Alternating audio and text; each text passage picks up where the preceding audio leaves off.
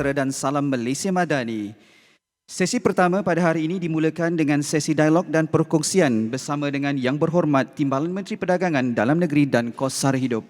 Tanpa melengahkan masa, majlis dengan penuh hormatnya ingin menjemput Yang Berhormat Senator Puan Hajah Fuziah binti Saleh, Timbalan Menteri Perdagangan Dalam Negeri dan Kos Sara Hidup, diiringi moderator dan Encik Muhammad Hanif bin Asari, Pengarah Sekretariat Perdagangan, Pengedaran dan Industri Perkhidmatan ke atas pentas. Dengan segala hormatnya dipersilakan. Bismillahirrahmanirrahim. Assalamualaikum warahmatullahi taala wabarakatuh. Salam sejahtera, selamat pagi. Yang berhormat Senator Hajah Fuziah binti Saleh, Timbalan Menteri Kementerian Perdagangan Dalam Negeri dan Kos Sara Hidup, yang bahagia datuk-datuk, datin-datin, tuan-tuan dan puan-puan, peserta Simposium Kos Sara Hidup tahun 2023.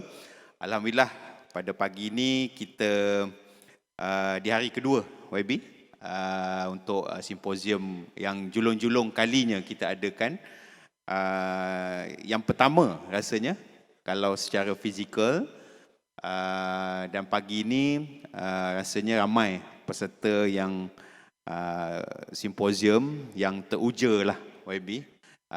Untuk sesi kita pada pagi ini, sesi pembuka untuk hari ini, hari kedua.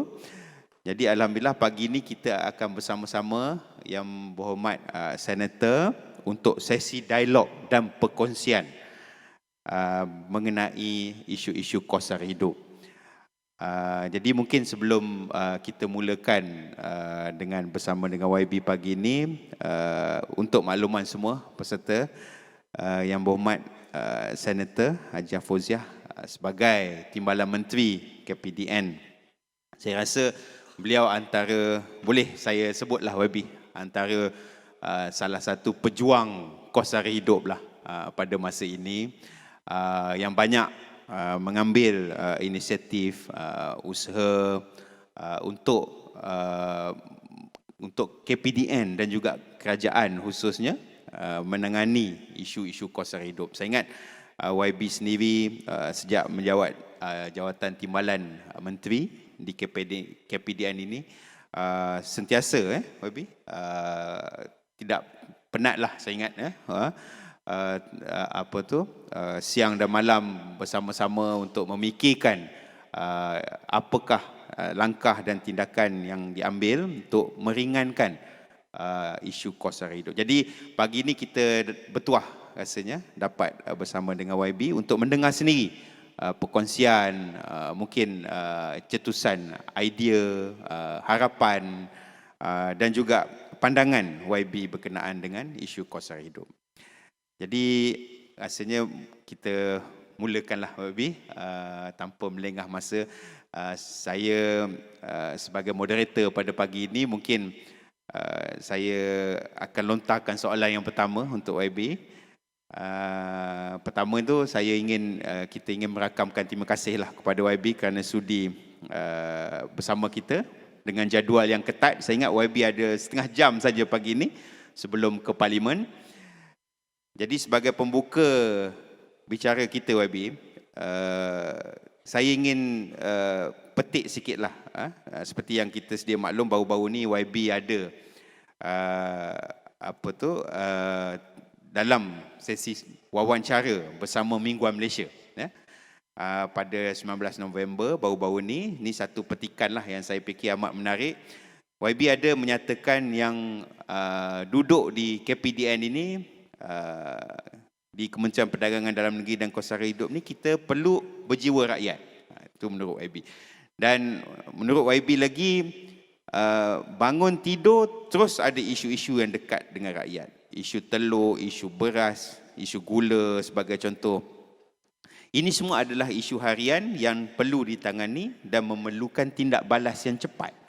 Itu menurut YB dalam wawancara bersama utusan baru-baru ni.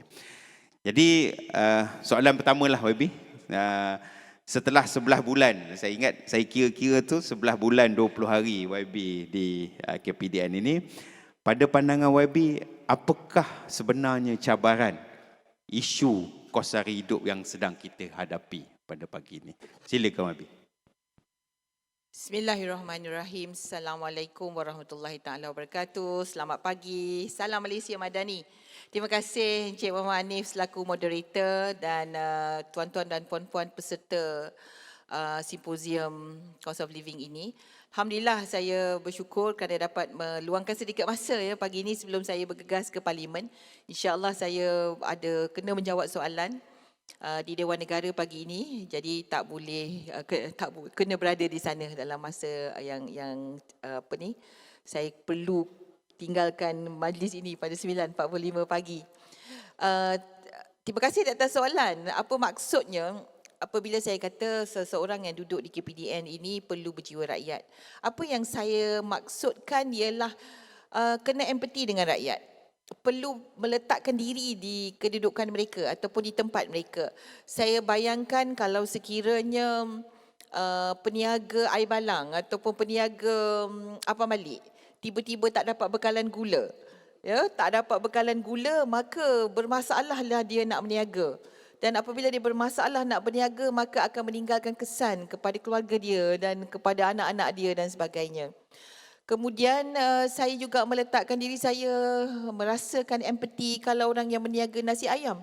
Kali ayam mahal tapi dia tertekan nak mengekalkan harga. Ya seperti yang biasa ditawarkan. Orang buat bahulu tiba-tiba telur tak ada. Ya jadi ini yang maksudnya seorang yang berada di dalam KPDN ni kena berjiwa rakyat, kena meletakkan diri dia dalam tempat itu. Dan empati sentiasa, kerana kalau kita tidak empati, kita tak merasakan seperti mana yang mereka rasa, put ourselves in their shoes orang kata, maka kita mungkin aloof, kita mungkin fokus hanya kepada dasar. Kalau mungkin kedudukan ini hanya fokus kepada dasar, hanya fokus kepada program, tapi managing day to day crisis itu juga penting. Ya, itu maksud saya. Jadi di dalam KPDN ini apa dia cabaran ya? Cabaran dia ni boleh dikatakan banyak cabaran luaran. Banyak cabaran luaran, contohnya cabaran global. Ya seperti krisis global. Apa yang dimaksudkan dengan krisis global? Climate change, itu juga merupakan krisis global. Perang merupakan krisis global. Apabila perang antara Ukraine dan Rusia berlaku, maka ia menyusahkan, apa orang kata, menyebabkan harga barang itu naik kerana harga minyak naik dan sebagainya. Ya, jadi apabila berlaku climate change contohnya, perubahan iklim, maka pengeluaran bahan-bahan mentah di negara-negara lain akan meningkat. Dan apabila kita mengimport barang-barang ini, contoh ya, kita import bahan mentah seperti gula mentah untuk kita raw sugar ya, untuk kita proseskan jadi gula. Jadi 100% kita import. Jadi apabila negara pengeluar itu menghentikan import, maka kita terkesan dengan harga barangan. Begitu juga apabila kita import bawang. Kita import 100% bawang kita tak tanam bawang ya. Jadi apabila negara pengeluar seperti India menyekat ekspor mereka dan kemudian meningkatkan apa orang kata cukai ya, meningkatkan cukai, dia ada kesan. Kemudian kita bukan full sustaining ya, self sustaining dengan beras. Ya, beras juga kita banyak yang import ya, kalau kata kita self sustaining 60%, tapi sekarang pun kita bermasalah mendapatkan beras tempatan.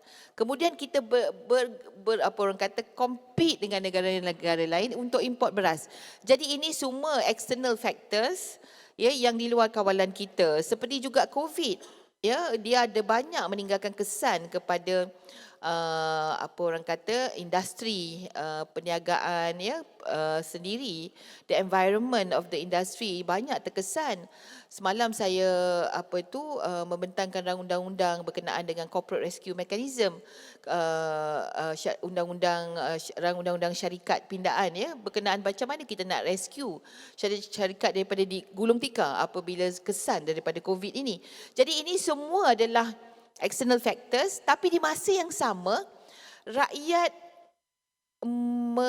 menganggap bahawa tanggungjawab kerajaan untuk kontrol segalanya.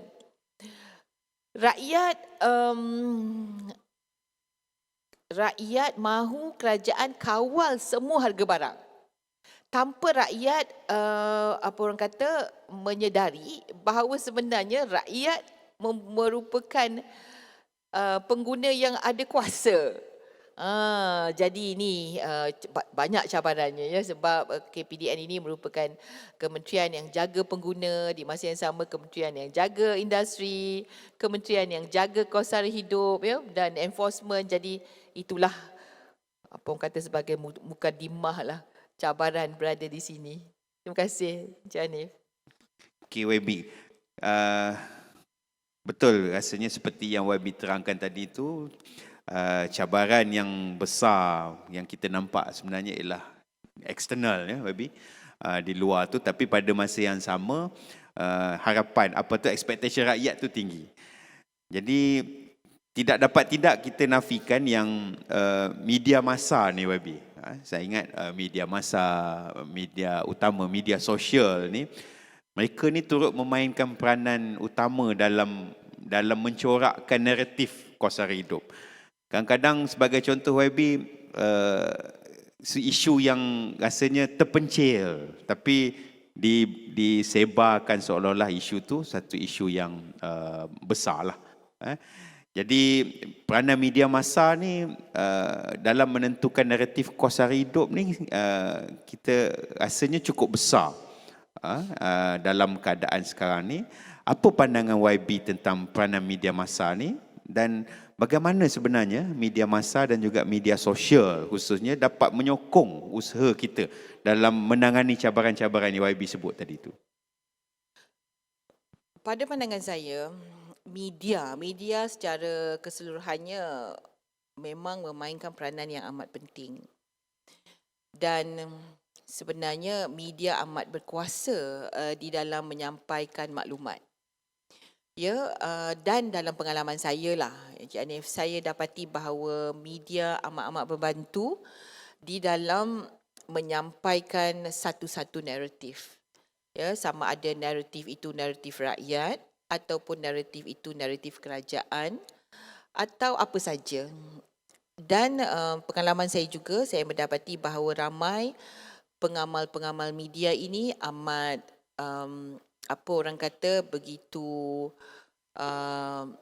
mempunyai kefahaman yang in-depth jugalah berkenaan dengan isu-isu yang mereka jaga. Contohnya kalau dia news desk, kalau dia sports desk ataupun dia political desk ya, di mana-mana mereka ditugaskan itu, saya dapati kebanyakan media, pengamal media ni mereka begitu buat research dan mereka tahu apa yang mereka mahu ya. Namun media ini juga ada dia punya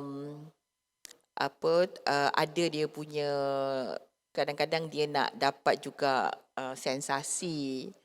Ada juga yang nak sensasi ya. Kadang-kadang ada saya tanya reporter, kenapa macam ni headline, dalamnya lain, ceritanya lain ya, tapi mereka kata itu sensasi. Kadang-kadang diletakkan tajuk yang begitu, dan kadang-kadang pengguna, balik semula kepada pengguna, kita rakyat Malaysia ni selalu tak baca contents. Rakyat Malaysia ni baca tajuk dan kemudian respon, react kepada tajuk. Okey, itu berkenaan dengan media ya. Pada saya kata saya amat-amat hargai peranan media, tapi ada kala jugalah Encik Hanif ya, ada kala kita dapati bahawa ada misleading reporting. Contohnya beberapa kali berkaitan dengan kos sara hidup, tajuknya harga lada naik, cili kering naik ya. Tapi bila kita baca report tu, kita jumpa bahawa ada satu tempat, is isolated case, dan apabila kita compare, bandingkan dengan data-data yang kita ada di kementerian, dia tidak menunjukkan perkara tersebut. Jadi ini menimbulkan keadaan panik di kalangan pengguna. Contohnya orang ini jual nasi lemak dan dia guna cili kering dengan jumlah yang besar dan dia panik. Dia panik, cili kering naik harga, maka dia akan beli banyak-banyak dan akhirnya betul-betul naik harga sebab ada panic buying. Begitu juga dengan gula. Saya tengok reporting kadang-kadang gula tak ada sana, gula tak ada sini.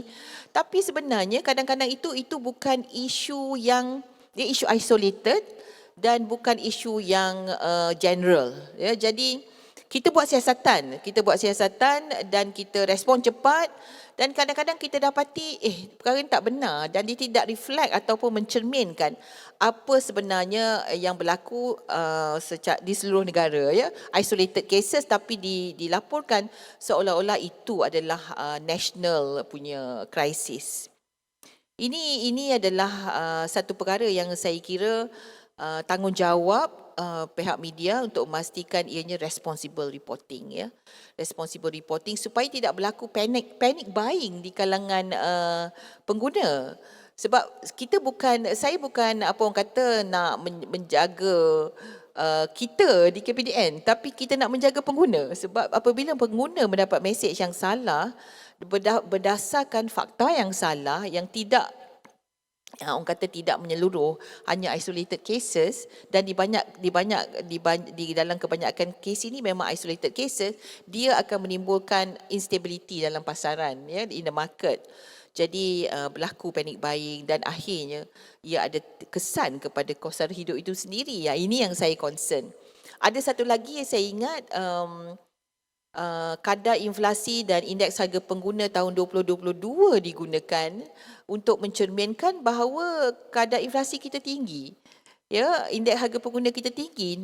Sedangkan sejak kerajaan perpaduan ambil memulakan tanggungjawab sebagai kerajaan, ya, sejak saya berada di kementerian ini, kita bermula dengan indeks harga pengguna inflasi, kadar inflasi 4% pada bulan Disember 2022 dan kini kadar inflasi kita 1.8% dan kalau kita yang terendah dalam sejarah, ya. Dan kemudian kita tengok berkenaan dengan indeks harga pengguna berkaitan dengan makanan luar rumah pun yang paling tinggi, kontributor yang menarik kepada kadar inflasi itu tinggi ialah makanan di luar rumah. Pada bulan Disember 2022, ianya di tahap 9.6%. 9.6% makanan di luar rumah, subkategori makanan di luar rumah.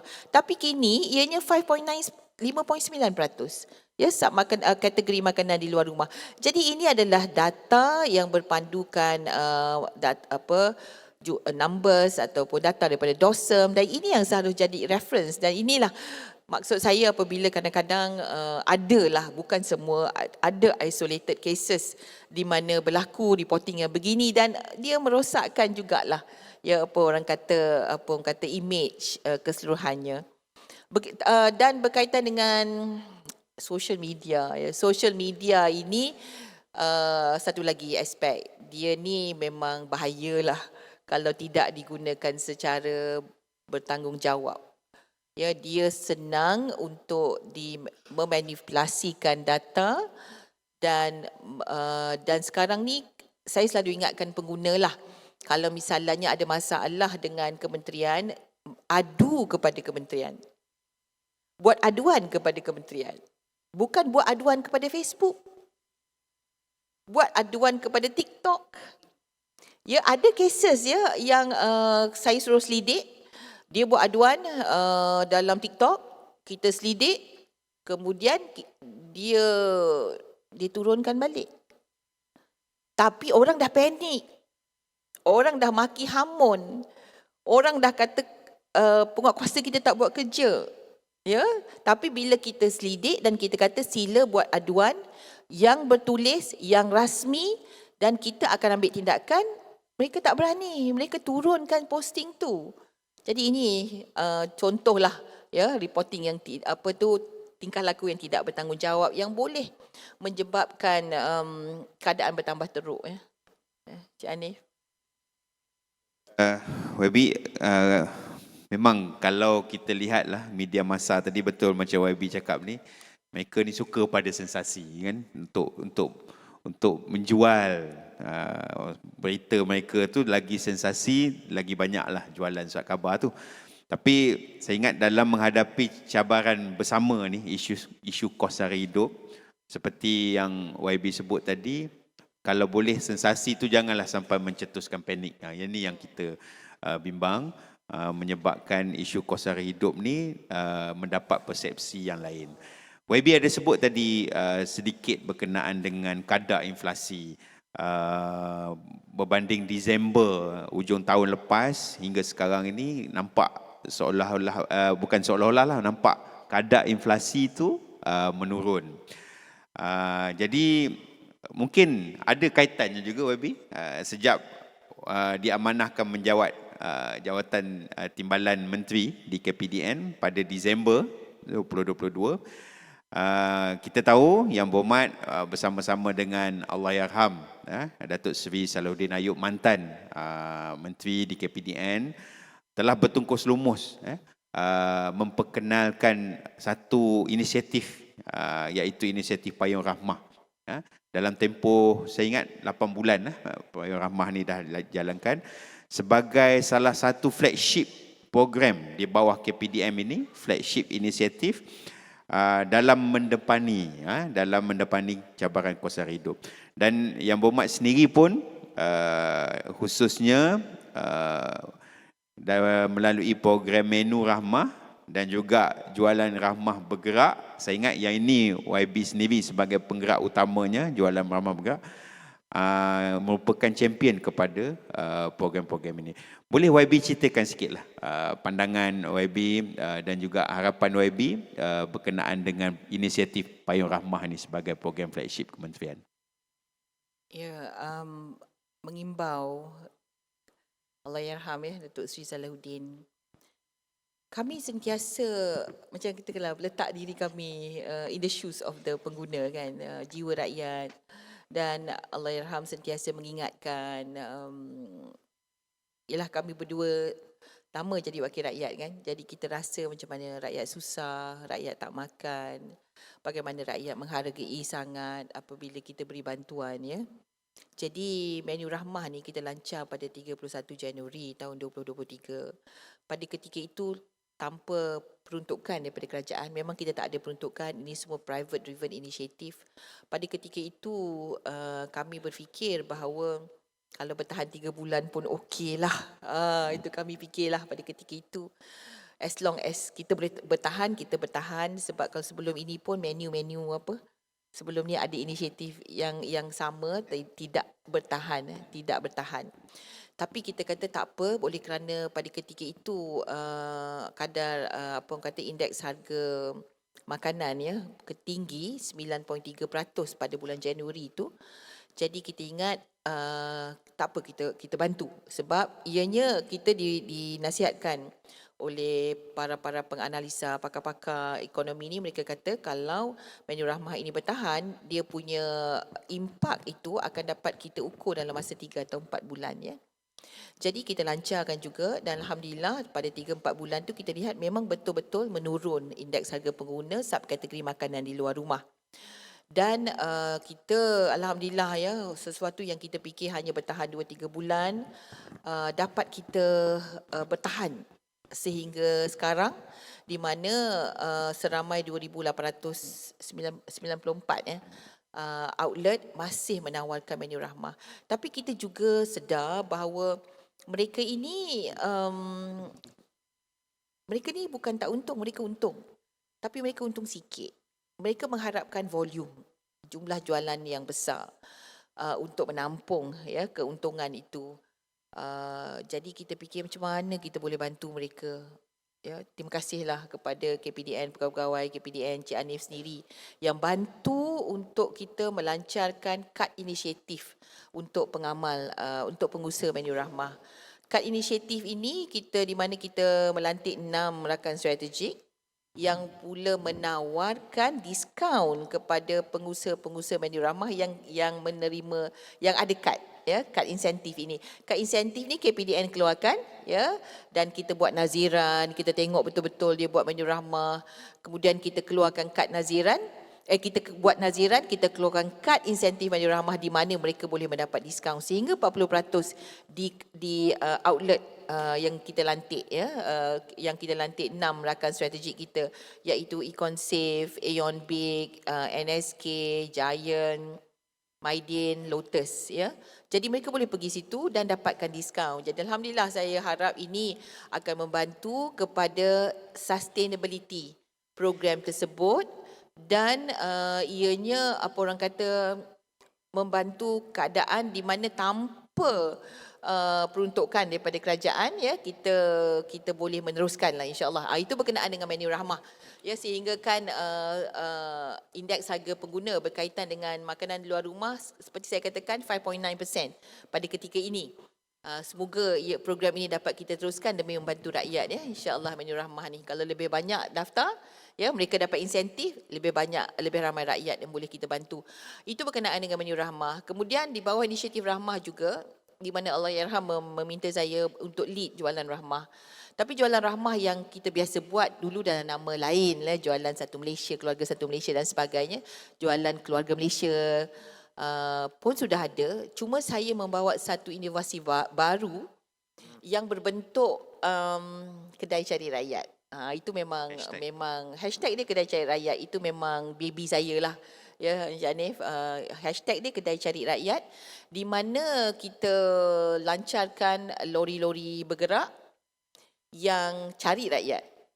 Lori bergerak ini membawa barang-barang jualan rahmah kepada kawasan-kawasan PPR, kawasan-kawasan B40, ya, dan betul-betul menyantuni rakyat. Sampai dekat situ buka lori dan buat jualan rahmah. Kita tak ada frills, kita tak ada trimmings, kita tak ada bayar untuk logistik, ya, dan sebagainya. Maka sebanyak mungkin kita berikan kepada rakyat dalam bentuk subsidi, diskaun barang-barang tersebut.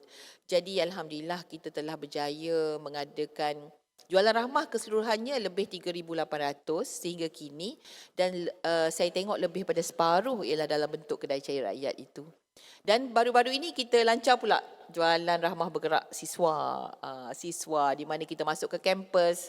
Dan bila kita masuk ke kampus tu, saya pun sendiri insaf lah tengok anak-anak kita berebut-rebut, ya, kita bawa makanan-makanan yang biasalah mereka perlukan, mi segera, biskut, shampoo, sabun basuh baju, ya, kertas A4 dan sebagainya, sanitary towels untuk wanita. Jadi mereka kata tolonglah, mereka kata kalau boleh sebulan sekali masuklah kat kampus kami kerana kami amat-amat memerlukan jualan rahmah untuk siswa ini. Jadi itulah saya kata perlu jiwa rakyat, ya, perlu letakkan diri kita di tempat mereka dan rasakan kesusahan mereka, dan buat yang terbaik untuk bantu mereka. KWB, sebenarnya banyak lagi soalan yang saya nak bertanya ni, nak dapat pandangan YB dan sebagainya. Tapi itulah masa YB. YB terpaksa ke parlimen. Jadi soalan terakhir lah YB. Soalan terakhir sebagai seorang anggota pentadbiran di bawah Kerajaan Perpaduan kita hari ini. YB tentunya tidak lari daripada perspektif madani yang diperkenalkan oleh Yang Amat Berhormat Perdana Menteri, khususnya dalam membicarakan isu kos sara hidup ni. Jadi bagaimana YB dapat kaitkan atau jalinkan nilai-nilai madani itu dalam kita nak mendepani cabaran kos sara hidup hari ini? Ya, okey. Nilai madani ini banyak, antaranya ialah sustainability, ya, daya tahan, daya cipta. Tapi saya nak kaitkan yang berkaitan dengan cost of living ni ataupun kos sara hidup ini ialah ihsan. Ihsan ini amat-amat diperlukan di dalam menangani masalah kos sara hidup. Bagi contoh peniaga-peniaga pengusaha menu rahmah. Kenapa mereka bertahan begitu lama? Pada awalnya apabila kita lancarkan dengan rangkaian kedai mama, rangkaian kedai tom yum, apa yang mereka kata pada saya? Mereka kata tak apa, kita akan buat kerana kami punya semangat berkongsi rezeki, Encik Hanif. Mereka kata kami nak berkongsi rezeki dengan rakyat, ya.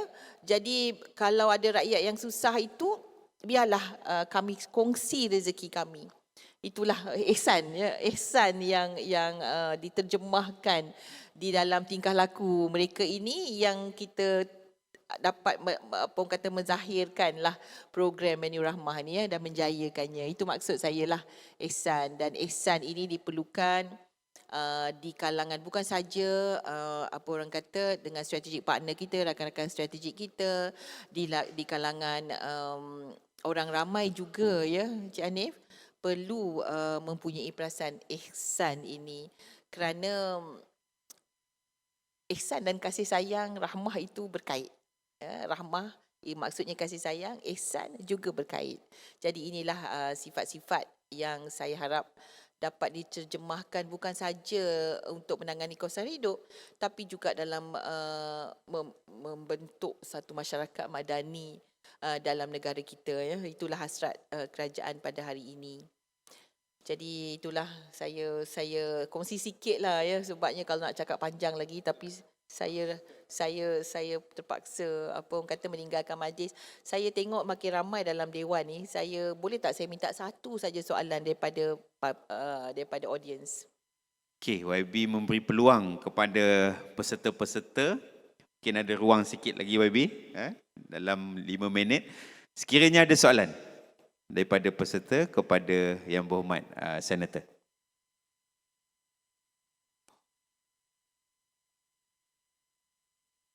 Sila, Puan.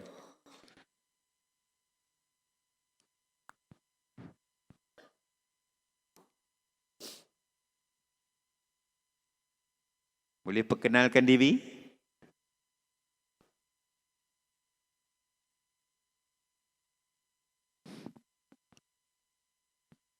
Saya Sharifah daripada Kementerian Pendidikan Malaysia.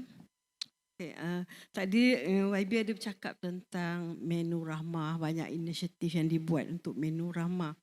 Jadi kita nampak ia adalah satu inisiatif berfokus kepada kumpulan, contohnya B40. Bagaimana pula inisiatif yang kementerian buat terutamanya untuk kumpulan middle ni, M40. Kita tak pernah dengar, mungkin tak ada usaha yang begitu meriah yang dilaksanakan untuk menangani kumpulan M40, sebab kadang-kadang M40 ni nampak mewah, tapi sebenarnya bila mereka berada di bandar-bandar besar, mereka sebenarnya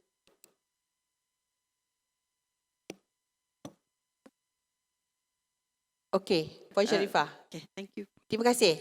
Puan Sharifah, pada pandangan saya, Menu Rahmah ni bukan B40 saja yang menikmatinya. Sebab Menu Rahmah ni kalau kita tengok, selalunya ianya menu yang apa orang kata nilai dia dalam RM8 ataupun RM7.9, lebih kurang macam tu. Kalau kita tengok nasi campur, nasi dengan protein dengan sayur, selalunya ditawarkan dengan harga RM7 atau RM8. Tapi Menu Rahmah tu, dengan Menu Rahmah mereka menawarkan dengan harga RM5. Jadi saya tengok bukan B40 saja yang beli, memang M40 juga beli. Dan di rangkaian fast food chain kita, di mana kita juga tawarkan Menu Rahmah, dan saya tengok di Old Town White Coffee dan sebagainya. McDonald's pun juga ada, kalau masih ada yang masih pergi lagi, ya. Tapi ada menawarkan Menu Rahmah ini, ya. Jadi bukan hanya untuk B40, dan saya pun tak kisah makan Menu Rahmah, ya, kalau kita pergi ke kedai-kedai.